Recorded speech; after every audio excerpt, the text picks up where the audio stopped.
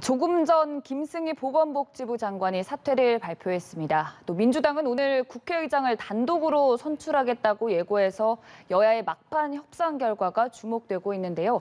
정치권 이슈들 오늘 관련해서 얘기 나눠보도록 하겠습니다. 김영준 명지대 교수, 최창렬 용인대 특임 교수 나오셨습니다. 어서 오시죠. 안녕하세요. 네, 안녕하세요. 우선 조금 전에 김승희 보건복지부 장관 후보자가 자진 사퇴 의사를 밝혔습니다.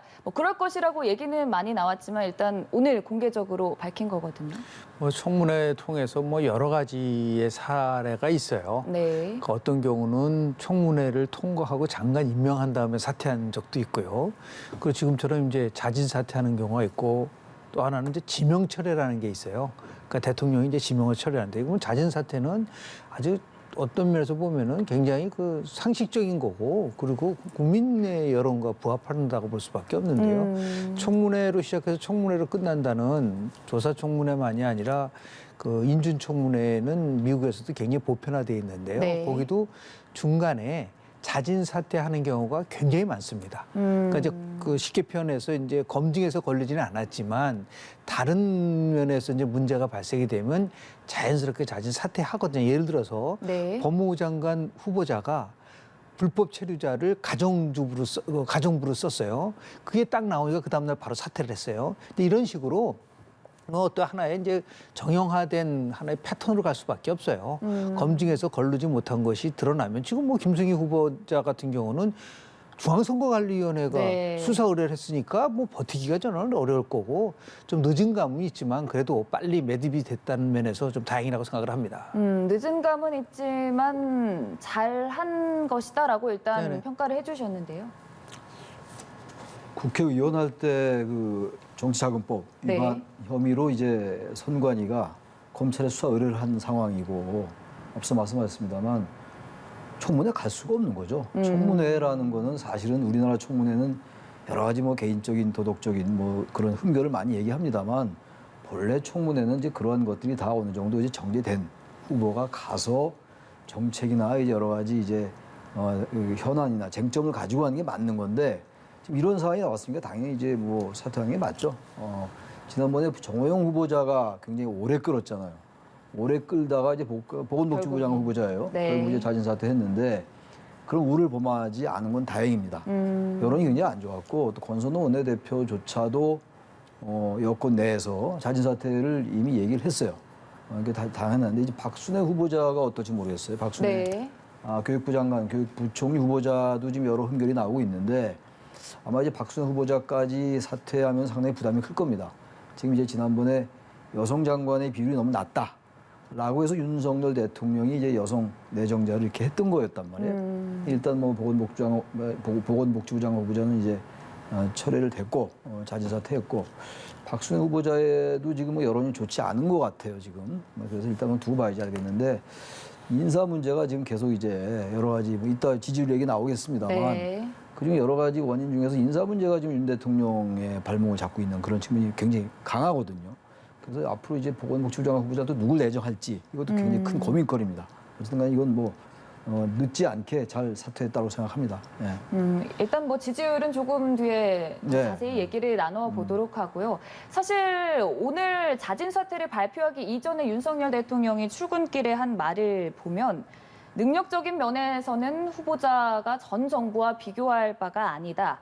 도덕적인 면에서도 전 정부가 밀어붙인 인사를 보면 비교가 될 수 없다. 이런 발언을 하기도 했거든요. 근데 지금 인사 문제가 지금 썩 그렇게 여론이 안 좋은데 네. 그렇게 발언을 하면은 역시 국민 여론과는 좀 배치될 수 있다는 생각이 들어요. 일단 전문성이라는 면은 이제 앞으로 이제 장관들이 실적을 봐야지 알겠죠. 성과를 네. 봐야지 알고. 어쨌든 윤 대통령이나 윤석열 정부는 전문성을 많이 내세우고 있으니까 임명직은 특히 이제 선출직과 달라서 전문성이 중요하다는 얘기입니다. 전문성도 중요한데 전문성 못지않게도 중요한 게 국민의 눈높이거든요. 네. 전문성과 국민 눈높이가 같이 갈 때 그 인사가 이제 그 호응을 받는 거거든요. 인사가 만사라고 그러잖아요. 인사가 만사고 또 인사가 망사고. 인사로 해서 전부 이제 지지율도 떨어지지만 인사를 잘하면 또 국정의 동력을 얻는 거라서 아무튼 완전히 지금 갖춰지지 않았어요. 아직도 지금 이제 국무위원 전체가 그래서 보건복지부 장관을 빨리 내정을 해서 다 갖춰야 될 것 같은데 저도 국민들의 여론에 부응하는 그런 태도가 중요하다고 생각을 합니다. 예. 네. 일단 어찌됐든 인사 문제에 있어서는 국민 여론을 차치할 수 없다는 말씀을 해주셨는데 잠깐 언급을 해주셨던 박순애 부총리 겸 교육부 장관 후보자 그리고 김승겸 합동참모본부 의장의 임명을 윤석열 대통령이 조금 전에 재가를 했습니다. 또 공정거래위원장 후보로 송홍열 서울대 법학전문대학원 교수를 지명을 했고요. 이와 함께 또 국회 김주현 금융위원장 후보자에 대한 인사청문 경과 보고서 재송부를 요청했다고 대통령실이 전했다는 속보부터 전해드리겠습니다. 잠깐 언급을 하기도 했지만 박순애 후보자와 김승겸 후보자 윤석열 대통령이 임명을 재가를 했거든요. 지금 우리나라 이제 청문회법에 의하면요, 청문회가 통과됐든 안 됐든 일정한 기간이 지나면 대통령이요, 네. 임명을 할 수 있는 게 법적으로 보장된 대통령의 권한이에요. 그러다 보니까 문재인 정부 때는 청문회는 열렸지만 청문 보고서가 채택이 되지 않고 야당이 반대한데 불구하고 대통령이 임명한 장관급 인사가 40여 명이 넘습니다. 네. 근데 이번에도 마찬가지죠. 국회 원구성이 되지 않다 보니까 청문회가 열리지 않았고, 그래서 청문회에 관련된 거를 계속해서 대통령이 요청을 했는데 그 부분이 관철되지 않았기 때문에 지난 29일 이후는 언제든지 임명을 할 수 있게끔 됐었어요. 그래서 아마도 두 사람 중에 한 사람인 보건복지부 후보자는 결국은 자진 사퇴를 하고, 그리고 박순애 교육부 장관은 임명을 이제 하는 그런 수순으로 바뀐 것 같은데요. 문제는 이제 두 가지죠. 하나는 일단 청문회 없이 지금 임명이 된 네. 거기 때문에 이걸 어떻게 이제 그 설득을 할 것이냐에 대한 문제. 아마 기억이 나실 겁니다. 노무현 정부 때의 김병준 교육부 장관 후보자가 실은 교육부 장관으로 임명이 되고 나서요. 네. 13일 만에 결국은 사퇴한 적이 있습니다. 네. 그러니까 아마 오늘 이제 원구성 문제 포함해서 국회가 어떻게 돌아갈지는 모르겠지만은 임명을 했다 하더라도 박순애 교육부 장관의 향후가 어떻게 될지는 예측하기 힘들어요. 이제 그런 부분들에 대한 것들을 큰 부담을 안고 지금 임명을 하는데 이걸 어떻게 이제 극복할 것이냐는 문제가 있거든요. 다시 얘기해서 지금 장관을 임명을 할 때는 보통 크게 세 가지 가지고 봐요. 하나는 네. 전문성이냐, 도덕성이냐, 부처 장악 능력이냐, 이 세 가지를 보는데 과연 이제 그 박순애 장관이 이 세 가지를 어떻게 조화를 이뤄나갈 것인가가 여전히 아마 이제 시험대에 오르지 않을까라는 생각이 좀 들고요. 두 번째는 지금 대통령은 여론조사의 지지율이 낮은 것에 그렇게 구애받지 않는다고 하지만 네. 이러한 인사, 청문회 없이 그냥 일방적으로 어떤 형태든 간에 인사하는 것에 대해서 분명하게 국민들이 바라보는 시선은 좋지 않을 것이다. 이걸 어떻게 이제 극복할 거냐라는 또 다른 과제를 윤석열 정부가 안고 있는 게 아닌가 생각을 합니다. 이 청문회 없이 임명했다는 점을 짚어주셨는데 사실 이전에 김창기 국세청장을 청문회 없이 임명할 때만 하더라도 박순애 후보자나 김승희 후보자의 경우에는 청문회를 통해서 임명을 네. 하겠다라는 그런 의지를 표명하기도 했었거든요. 근데 결국에는 이번에 역시나 청문회 없이 임명안을 제거했습니다. 국세청장 후보자나 지금 이제 합참의장 임명했잖아요. 네. 합참의장은 언론 검증에서 별로 그렇게 흠결이 나오질 않았어요. 그 청문회 없이 이제 임명하는 게 절차적 정당성에서 이제 야당이 문제 제기할 수가 있는데 네. 그래도 흠결이 비교적 안 나오면 국회가 원구성이 안 됐으니까 국회 책임일 수 있는 거잖아요. 네. 여당이 됐건 야당이 됐건 그런 나름의 명분이 있는데 박순애 후보자는 이미 임명이 됐으니까 장관이라고 얘기를 한다면 박순애 장관 이번에 된 분은 흠결이 워낙 많이 나왔단 말이에요. 특히 교육부 장관 후보자로서 적절차이 많이 나왔어요. 논문 문제라든지 그다음에 조교, 이른바 갑질 의혹 같은 거. 이런 부분들은 사실 교육부 장관 다른 장관 후보자라 몰라도 교육부 장관 후보자로서는 상당히 적절치 않았다라고 저는 생각합니다.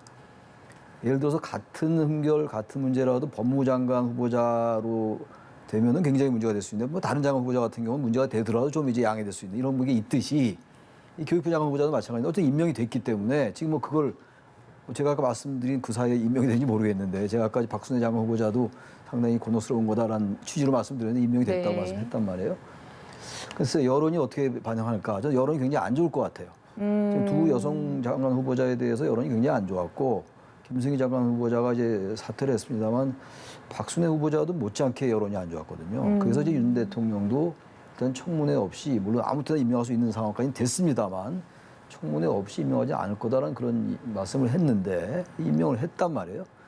그래서 제가 그래서 아까 잠깐 말씀드렸습니다만 인사 문제가 지금 윤 대통령의 지지율 하락이 굉장히 중요한 하나 요인으로 지금 이제 이렇게 네. 꼽히고 있는데 저렇게 임명을 하면은 결국은 여론이 더 안 좋을 수가 있죠. 근데 문제는 지금 여성 장관 후보자를 내정했는데 2명을 다 낙마시킨 굉장히 부담이 클 거예요. 정부로서 그런 점을 이해 못하는 건 아니지만 그래도 너무 흠결이 많았던 후보자다. 교육부 장관 후보자에다 부총리 후보자잖아요. 저는 그래서 어쨌든 뭐 그런 고충은 이해하지만 상당히 여론에 부정적 작용할 가능성이 높다라고 생각합니다. 네. 어찌됐든 국민적인 여론 그리고 정치권에서도 거센 압박이 있는 상황에서 김승희 보건복지부 후보자는 자진 사퇴를 결정을 했고 박순애 교육부 장관 후보자는 임명안이 재가가 됐는데 말씀처럼 후폭풍이 어찌됐든 있을 것 같습니다. 몇 가지 면에서 이제 크게 여야가 이제 충돌할 거라고 보는데요. 네. 저렇게 임명한 거는 다시 보면 또 민주당이 오늘 국회 원구성을 진행하는데 명분이 줄 수도 있어요. 그러니까 대통령실과 협조하지 않고 네. 분명히 약속하지 않았느냐. 예를 들어서 두 장관 후보자에 대해서는 청문회를 거치겠다고 얘기를 했는데 그걸 하지 않았다는 거는 결국은 야당을 무시하는 행위이기 때문에 우리도 우리의 길을 가겠다고 하면서 아마 오늘 본회의 강행하면서 의장단을 선출할 수 있는 그런 명분이 줄 수도 있고 또 달리 볼 수도 있죠. 그렇기 네. 때문에 이게 극단적인 대결로 가면 안 된다고 해서 극적으로 타협을 볼지는 모르겠지만 제가 볼 때는 좀 임명 시점이 좀 너무 빨랐던 게 아닌가라는 생각이 좀 들거든요. 오늘 국회 상황을 충분히 본 다음에 뭐 오늘 임명하나 내일 임명하나 그게 큰 차이는 없잖아요. 그런데 이제 대통령실에서 이제 밀리지 않겠다라는 모습을 자꾸만 보여주니까 이게 여야 갈등 구조가 심화되고 또 이렇게 판단하고 있을지도 모르죠. 이거 원구성 자체가 계속해서 느려지고 하면은 너무 공백이 길기 때문에 어쩔 수 없다. 그러니까 저는 그래서 합참의장은 임명을 할 거라고 봤어요. 왜냐하면 군 최고 통수권자로서 빨리 합참의장을 지금 임명을 해야 된다는 네. 명분은 있었거든요. 그런데 이제 그 두 장관 후보자에 대해서는 저렇게 전격적으로 한 분은 사퇴, 한 분은 임명을 하다 보니까 이게 어떠한 이제 후폭풍을 가져올지 이제 예의주시해야 될 부분이 아닌가라는 생각이 좀 들고 또 하나 지적을 하고 싶은 거는 아니 인사가 문제가 있다고 해서 그렇게 많은 지적을 받았는데 왜 이 검증 과정에서 도대체 뭐가 문제가 있어서 저렇게 문제가 많은 분들을 후보로 추천을 했느냐라는 또 비판을 받을 수가 있는 것이죠. 물론 이제 집권 초기니까 여러 자료라든지 이런 게 굉장히 부족할 수도 있지만 이제 지금 보건복지부 장관 후보자는 지금 두 번째 지금 낙마잖아요. 네. 그러니까 이거는 안 된다. 이런 식으로 계속해서 이게 바로 이제 국민이 정부에 대한 불신을 갖게 되는 요인일 수도 있는 거거든요. 단순한 후보자가 물러나자 문제가 아니라 이렇게 체계적이지 않는 정부가 어디 있느냐라는 비판을 받을 수 있는 요지가 있기 때문에 정말 신중을 기해야 되는데 여하튼 간에 지금 여야 대결 구도가 더 심화될 수 있는 가능성이 높아지지 않았나라는 생각을 좀 합니다. 말씀해 주신 민주당이 예고한 본회의가 오늘 오후 2시에 예정이 되어 있는데 일단 윤석열 대통령은 인사 관련된 사안을 그 회의 이전에 발표를 한 거거든요. 근데 오늘 2시에 이제 극적 타결의 가능성이 있다라고 아까 네. 이제 연합뉴스 리포트도 있었는데 네. 저도 그 생각을 좀 했어요. 워낙 지금 오래됐단 말이에요. 5월 29일 날 전반기 국회가 끝났는데 지금 7월 4일이란 말이에요. 근데 뭐 여야가 지금 서로 핑퐁 게임을 하고 있는 상황이고 그야말로 여야 누가 더 잘못했냐를 따지는 게 의미가 없을 정도가 됐어요. 전 그럼에도 불구하고 여당의 책임이 더 크다. 왜 이 말씀드리냐면 여야가 똑같은 책임을 나눠 갖는 건데 비록 야당이 제1당이라 하더라도 말이죠. 원내 1당이고 다수당이라 하더라도 여당이 집권 세력이잖아요. 전체적으로 여당, 대통령실, 정부, 이른바 과거의 당정청, 당정대조 요즘 집권 연대를 이루고 있는 이 세력이 뭔가 포용력을 발휘해야 돼요. 지금 왜냐하면 지금 어쨌든 국정에 무한 책임을 지는 세력이 여권이기 때문에 그 여야가 똑같이 책임을 나눠 가질 수밖에 없고 국민들은 국회에 대한 불신이 지금 최고조에 달해 있어요 지금. 저런 국회가 과연 존재할 이유가 있는 것인가에도 불구하고 여권이 국정 유도에 책임이 있기 때문에 여당에 더 부담이 많이 간다는 얘기예요.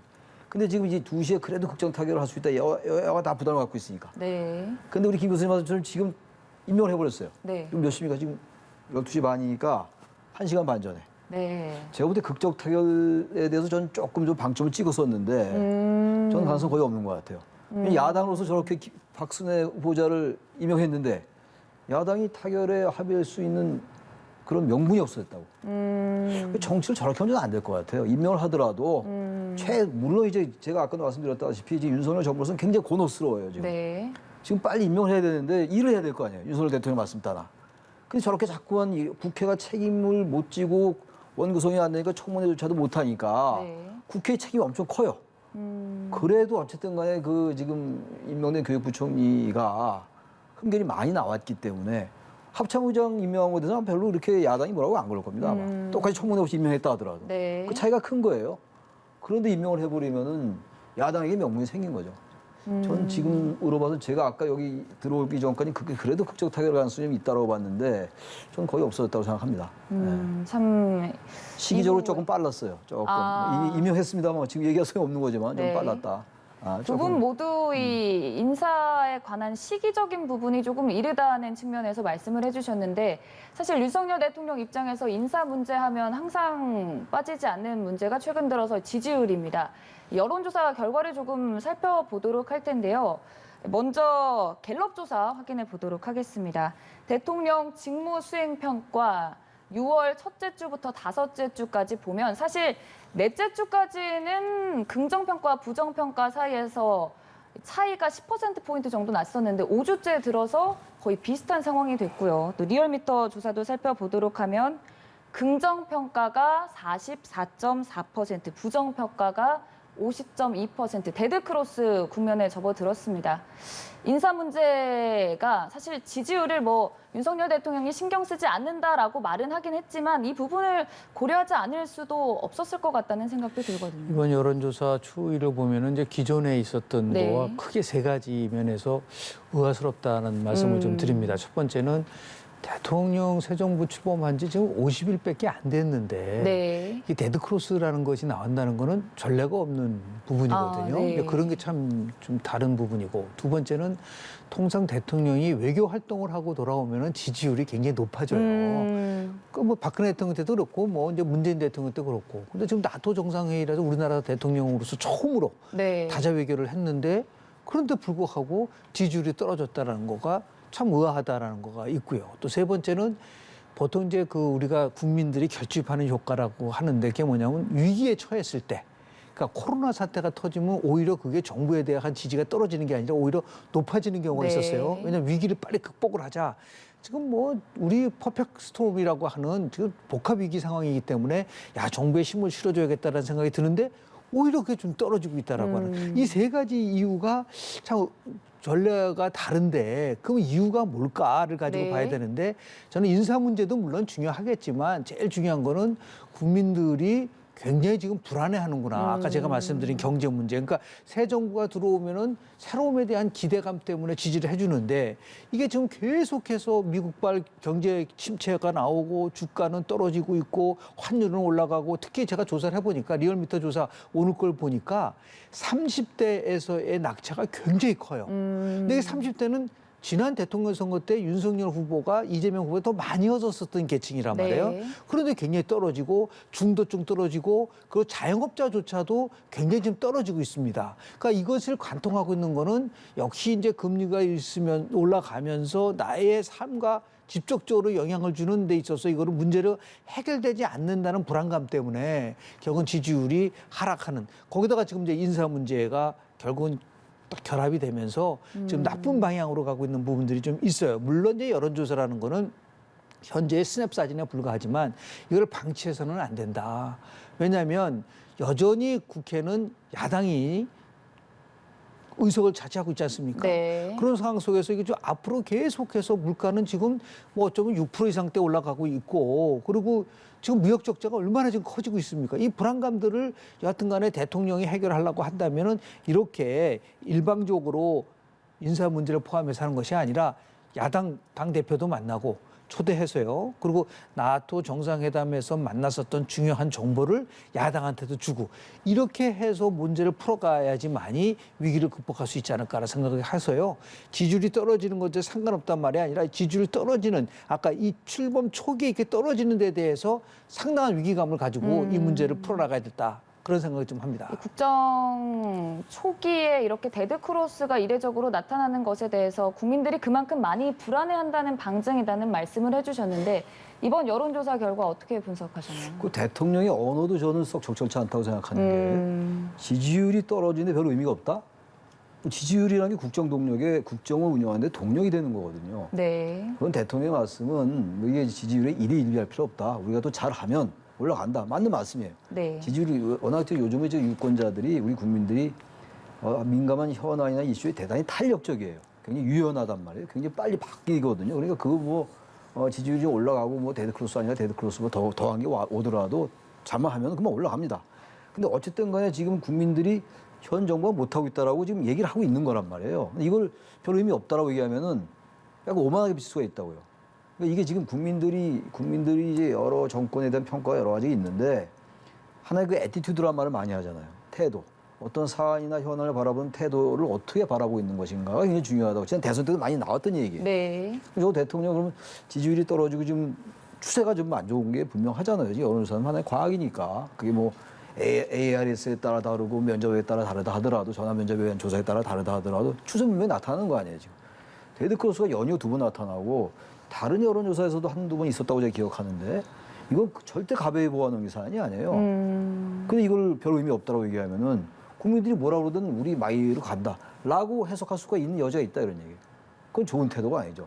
대통령이 국민을 대하는 태도가 아니라 이런 얘기예요.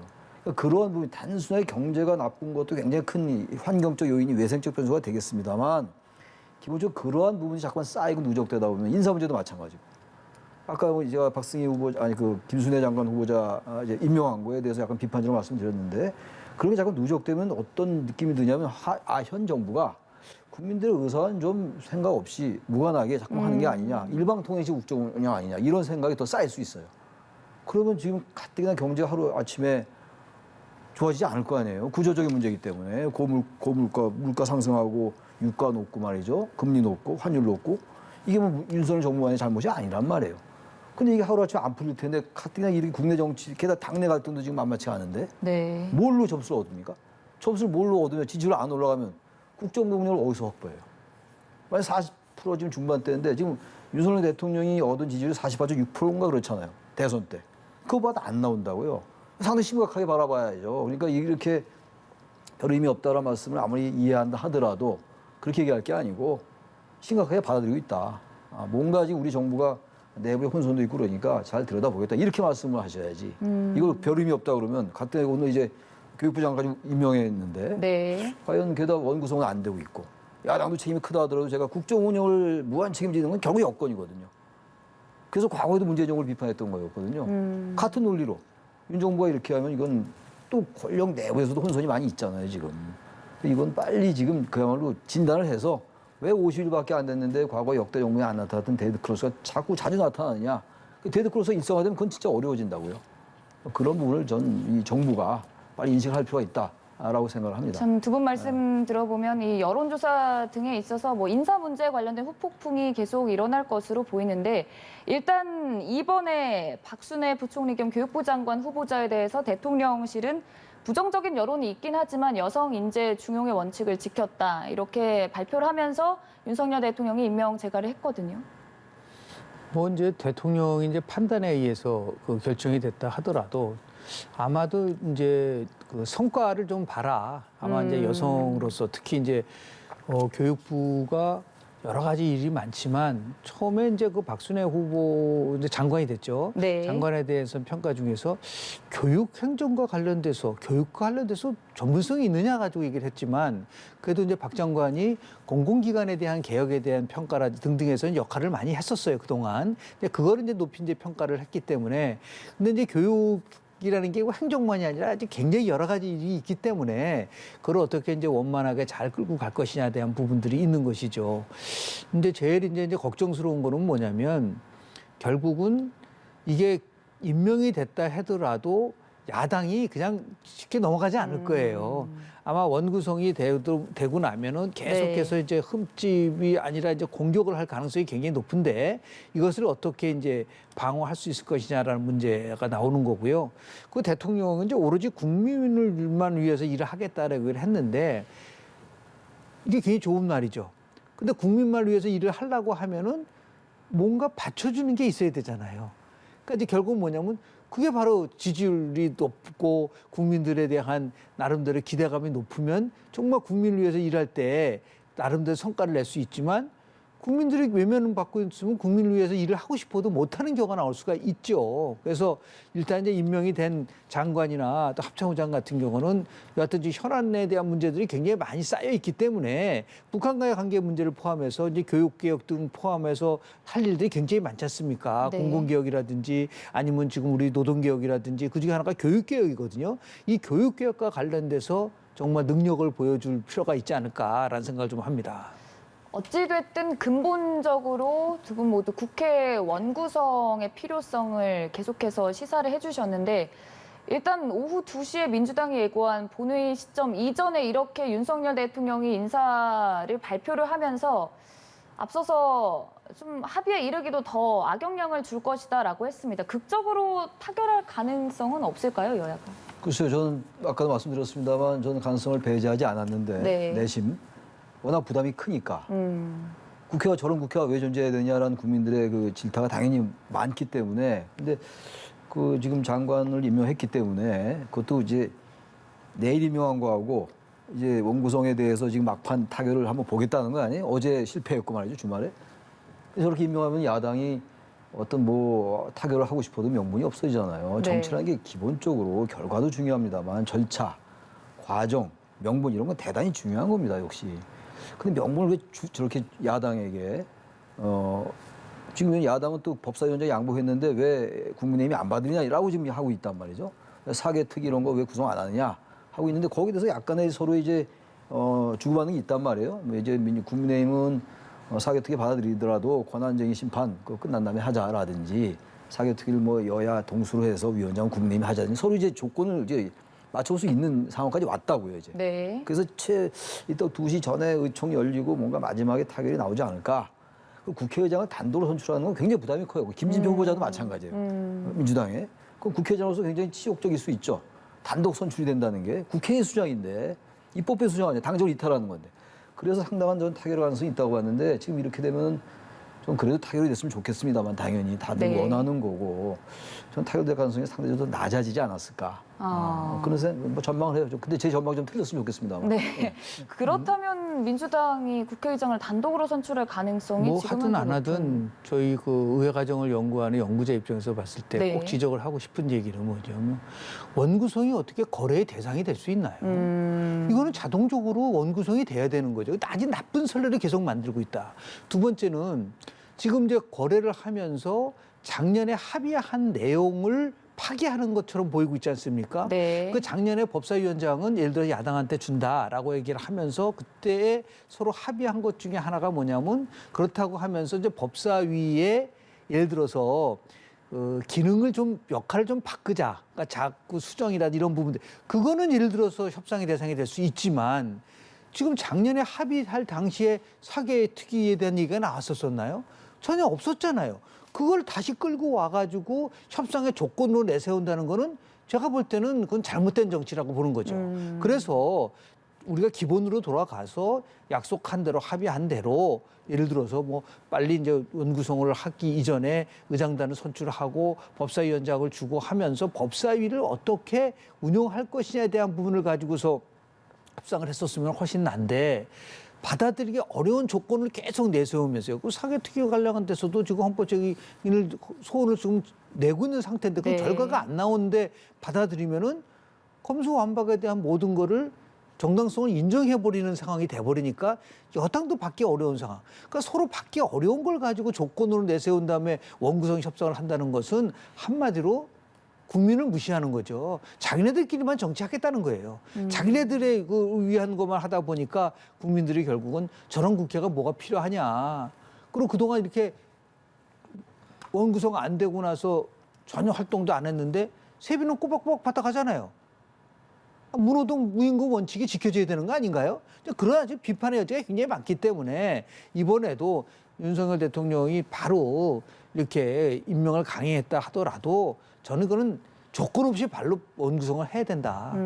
그렇게 강력하게 국민들이 요구하고 있다는 것을 좀 여야 정치인들이 좀 알았으면 좋겠다는 말씀 드립니다. 참 그러지 않아야 될 국회 공백 사태가 이전에는 법사위원장 자리를 놓고 지금은 또 사개특위를 놓고 팽팽히 맞서고 있는 상황인데 사실 주말에도 그렇고 며칠 전에도 그렇고 각 당의 원내대표를 비롯한 회동이 이루어졌음에도 계속해서 이렇게 합의가 불발이 되고 있는 상황이거든요.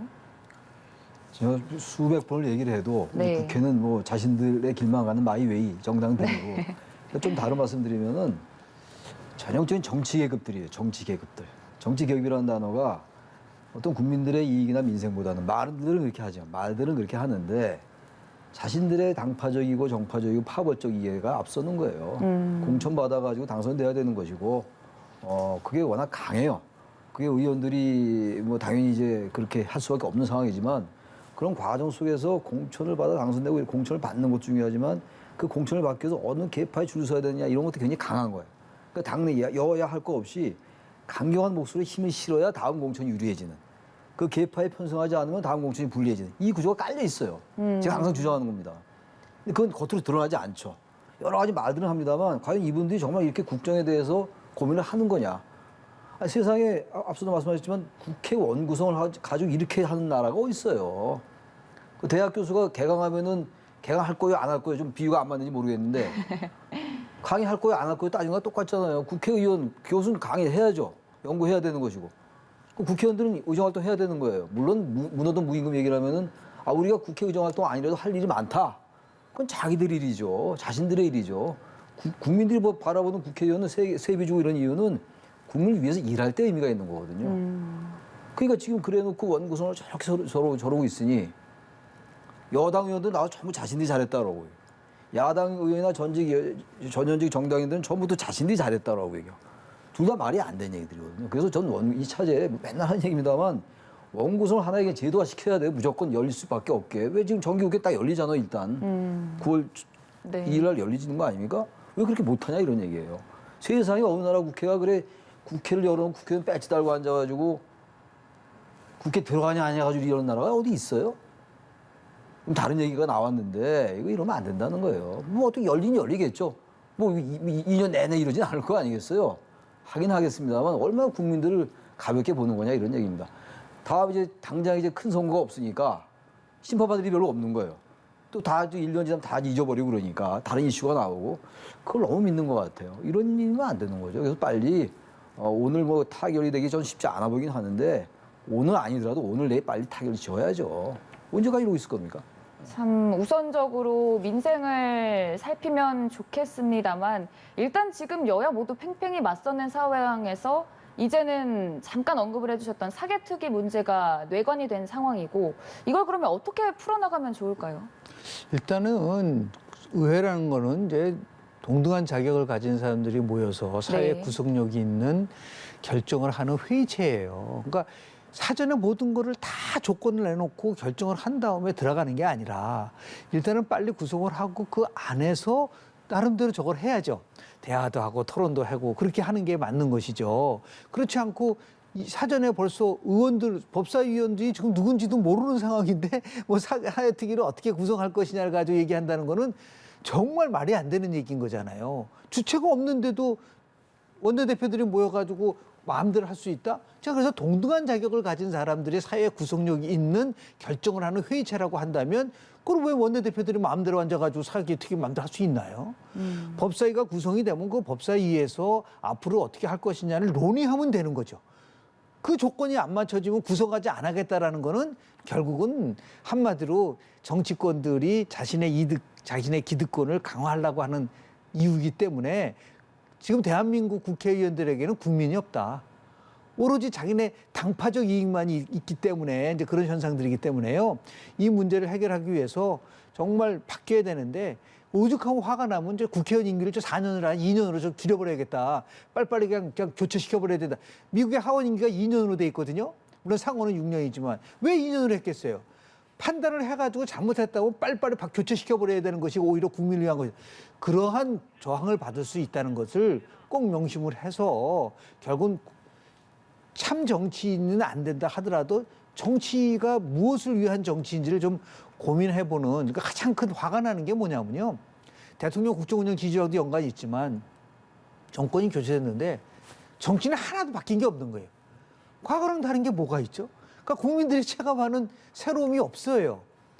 이게 결국은 지금 우리가 갖고 있는 큰 문제 중에 하나가 아닌가라는 생각을 합니다. 민주당의 입장은 일단 우리가 법사위원장을 양보를 했다. 그러니까 이번에 뭐 사개특위 등을 놓고서는 국민의힘이 민주당의 표현을 빌리자면 양보를 해야 된다. 이런 상황이거든요. 그럼 이번 본회의 때 국민의힘이 민주당의 말처럼 조금 양보를 해야 된다. 뭐 이렇게 보시는 건가요? 그러니까 제 말은 그 부분에 있어서 조건이 네. 받아들일 수 있는 조건이 아닌 상황이기 때문에 안 되는 거기 때문에요. 네. 그러니까 지금 이제 가장 큰 문제는 여야 모두가 아까 조금 전에 최 교수님 말씀하신 것처럼요.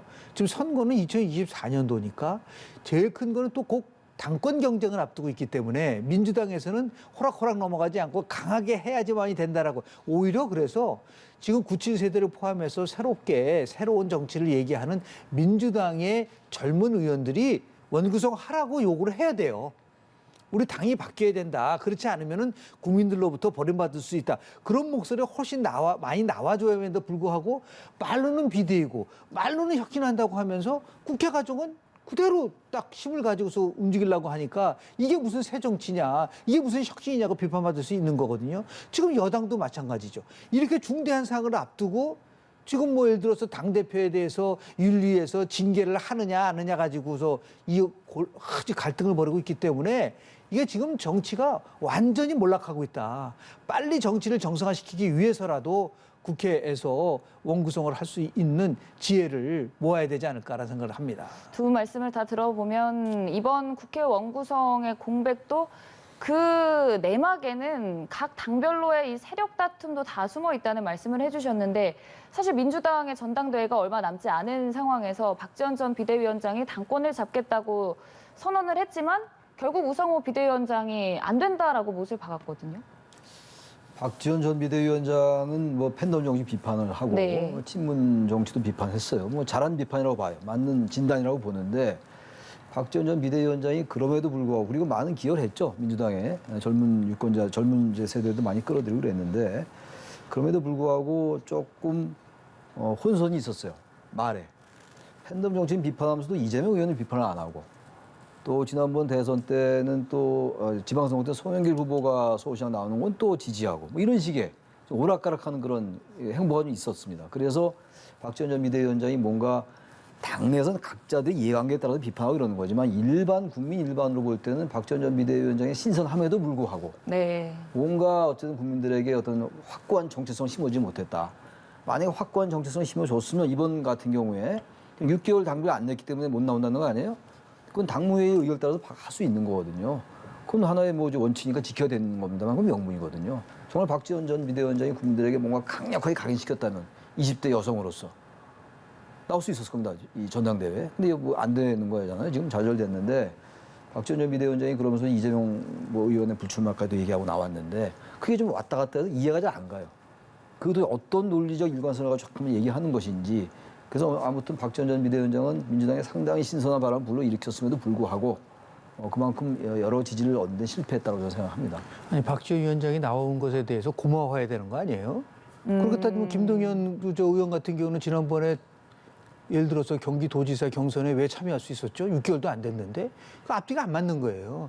뭔가 새로움을 준다면 거기에 맞는 획기적인 걸 해줘야지 저런 식으로 가져가는 거는 저는 우상호 비대위원장이 그건 패착이다라는 말씀을 좀 드립니다. 또 뭐 전당대회가 8월인 만큼 관련한 내용들은 계속해서 또 추가적으로 나올 것 같습니다.